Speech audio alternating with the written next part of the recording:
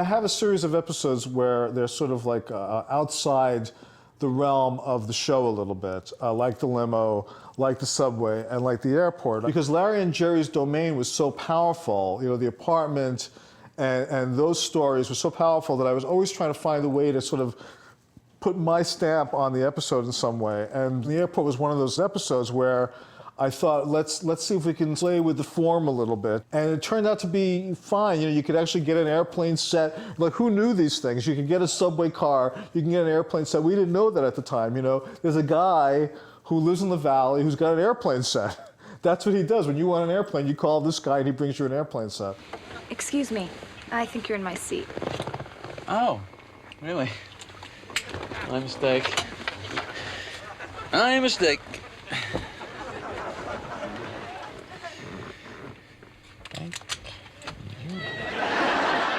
The airport episode, I think, was when we were starting to realize that comedically it was okay for me to be a character for whom things worked out, which kind of goes against standard comedic law.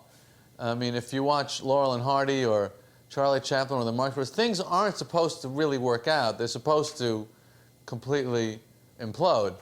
And we started to, that episode, I remember that it was obvious to us that we were going to do it that way from the beginning. And I think that's when we were starting to figure out my character would be a guy for whom things worked out. The thing about the airport show is that I can't get on a plane now without a flight attendant telling me how funny they thought that was. Of course, the difference between first class and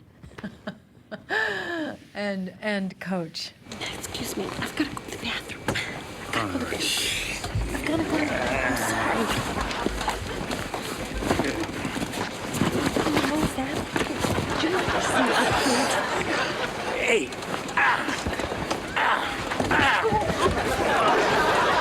Now that is refreshing.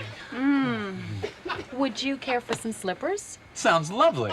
Thank you very much. But it was such fun to play that bit with the stinky bathroom.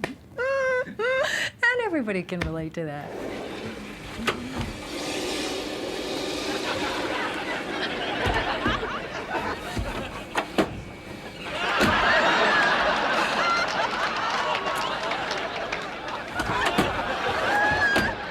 To play the guy that comes out of the bathroom, that stinks it up in the bathroom that I react to, is Larry Charles. I got recognized kind of infamously for many years after that. That was a cameo that was very vivid to people for some reason. Because I was also the guy in the parking garage who wouldn't help them when the fish was dying. But people didn't, you know, that was kind of, but for some reason, this moment, I guess people, again, you can't predict what people are going to respond to. And I think everybody's had that moment.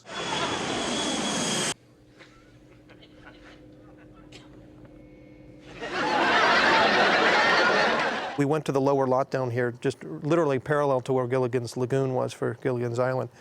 And we had Kramer running alongside a truck and had a piece of the side of the fuselage with a window and with a camera behind it, and it was just held in with grips. And we just ran the truck right alongside Kramer. And I was just running along, and I mimed that I was under the wing or coming out from under the wing. We shot that late at night. It's a quick shot. We had to pick it up fast and get going.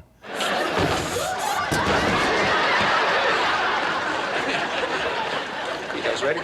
Yeah, back to authenticity and how I like to make things look real.